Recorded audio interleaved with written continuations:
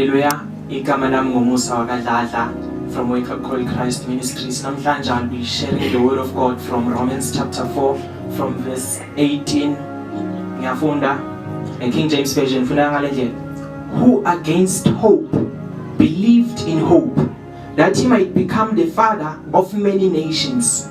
According to that which was spoken, so shall thy seed be.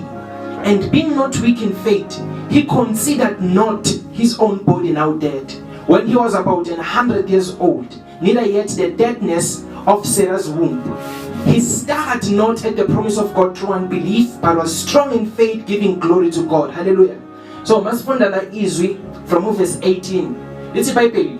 Abraham, who against hope, malithi who against hope, because there was no human reason for having hope.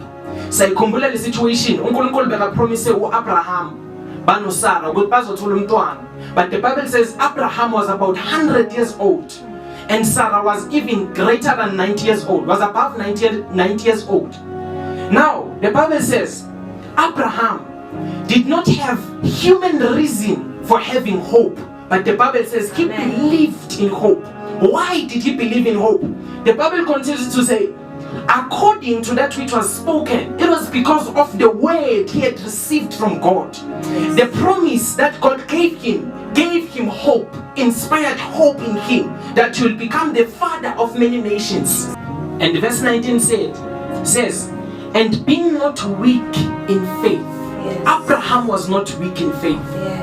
The Bible says faith is a substance of things hoped for, an evidence of things not seen. So what is the evidence? The evidence to Abraham was the spoken word of God, that he will become the father of many nations. I want to speak to the church these days. Hallelujah. The Bible said in the book of Daniel chapter 7 that the kingdom of God will reign forever and ever. Things may be happening around the world today, but nothing will overcome the church. No ruler, no authority, or no kingdom will be able to overcome the church, because God gave us his word. Hallelujah. Because we are the children of God, and the Bible says we are a royal priesthood.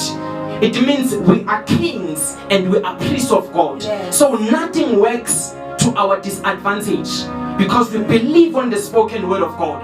And now Abraham had this kind of faith. The Bible says, being not weak in faith, he was strong in faith, giving glory to God. When you are strong in faith, instead of complaining to God, you give glory to him. He didn't say, God, how is that possible? Because I'm about 100 years old. How am I going to have a child?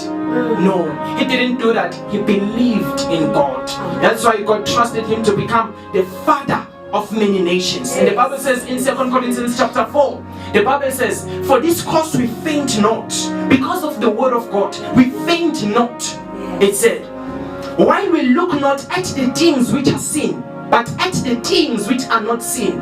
For the things which are seen are temporal, but the things which are not seen are eternal. Abraham was like that. He did not look at the things which are seen with the optical eye, with the physical eye.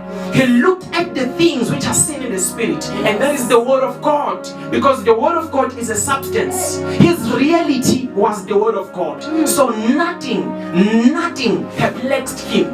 Ayikho into eyamwikena, ayikho into eyamqeda amandla. Regardless of his age, he believed in God. I call on Christians these days, believe in God.